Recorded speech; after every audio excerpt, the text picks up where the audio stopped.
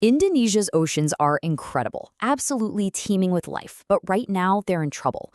We're all searching for solutions to this modern crisis, but today we're going to look for a blueprint not in some high-tech lab, but carved into the stone walls of a temple that's over 1,200 years old. Yeah, I know it sounds wild. Let's get into it. So, here's the reality we're facing. Things like overfishing and habitat destruction are seriously damaging Indonesia's marine ecosystems. And this isn't just some abstract environmental problem, right? It's a direct threat to the food on people's plates and the economic stability of millions who rely on the sea. It's clear we need a better way forward. And this is where the story gets really, really interesting. To find that new way forward, we're actually going to look back, way back. Because it turns out, the wisdom we need to solve this very modern problem might have been recorded in stunning detail centuries and centuries ago. Our primary source today isn't a scientific journal. It's this, the magnificent Borobudur Temple in central Java. This place was built way back in the 9th century, and it's so much more than just a monument. It's like a library of ancient life, holding the secrets to a more balanced way of living with nature. You see, the temple's walls are just covered in thousands of these carved panels, and each one is like a photograph of life during the ancient Mataram kingdom. They show us everything from royal courts to everyday village scenes, and this is the amazing part for our story. They show us exactly how people interacted with the world around them.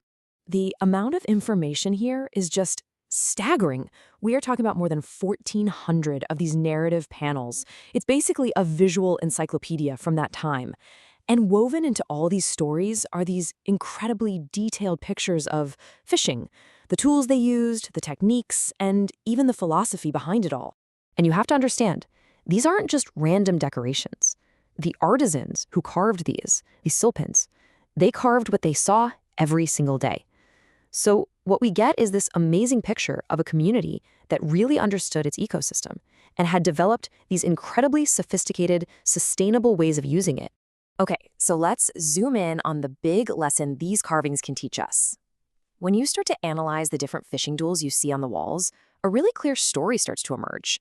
It's a tale of two completely different ways of fishing, with two totally different consequences for the environment. All right, so take a look at these two examples from the reliefs. Hidden in these intricate carvings, researchers found two main ways people were fishing.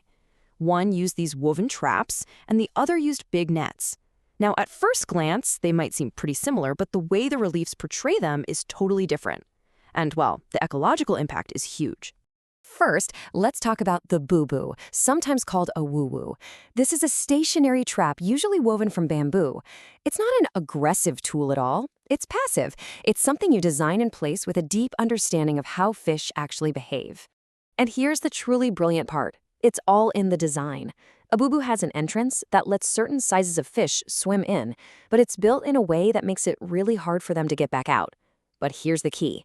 The gaps in the bamboo weave are big enough to let all the smaller, younger fish escape, totally unharmed. That means the next generation is safe to grow up and reproduce. So what this means is that the Bubu is, by its very nature, a sustainable tool. It's super selective, so you get almost zero unwanted bycatch. It lets the little guys go free, which reduces pressure on the whole fish population. This isn't just a trap. It's ecological wisdom built right into a tool. Now let's look at the other tool, the jala, or cast net. Unlike the patient Bubu, the jala is active, it's aggressive. It's designed to just encircle and grab everything in its path. And this is where the cultural message in the stone becomes so powerful. The ancient carvers left a really clear warning.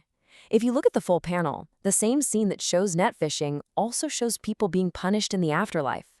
The message couldn't be clearer. They associated this method with bad actions and negative karma. And from a modern conservation view, it's easy to see why. Nets are totally non-selective. They just scoop up everything, the juvenile fish you need for future generations, and all sorts of other species that are crucial for a balanced ecosystem. This is pretty much the textbook definition of unsustainable fishing. So when you put them side by side, the difference is just night and day. One tool, the Bubu, is designed for careful, sustainable harvesting. The other, the jala, is a tool for taking everything. And the incredible thing is, the people who built Borobudur understood this difference 1,200 years ago. So you might be asking, how does all this ancient history help us today? Well, the amazing thing is, this knowledge was never actually lost. It's been passed down from one generation to the next, and it is still alive and well in Indonesia's traditional fishing communities. These local fishers are the direct heirs to this sustainable tradition. They are on the front lines acting as stewards of the ocean's health. They have this deep, practical understanding of ecological balance that, modern science is only now starting to catch up with and fully appreciate. For these communities, using a tool like a Bubu isn't just about catching dinner. It's about being a part of the ecosystem, not just taking from it. It's a whole philosophy, and it's built on respect and a vision for the long term, making sure the sea will be there for their kids and their grandkids. So, why is this so important for policymakers trying to solve today's problems? It's because this ancient wisdom provides a proven, field-tested blueprint for creating smart, sustainable fisheries policies for the 21st century.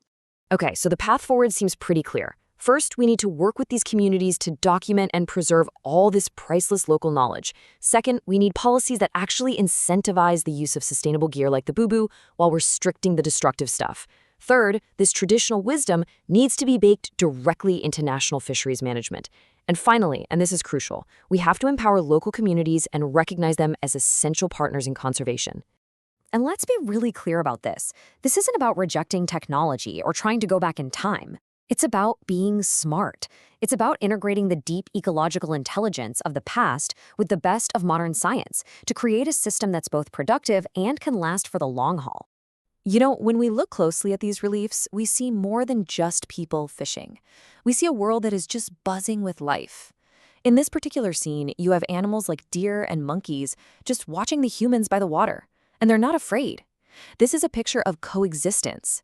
It's a world where people are a part of a thriving ecosystem, not a threat to it. The message from these stones is really unambiguous. A sustainable path is possible because it's been done before.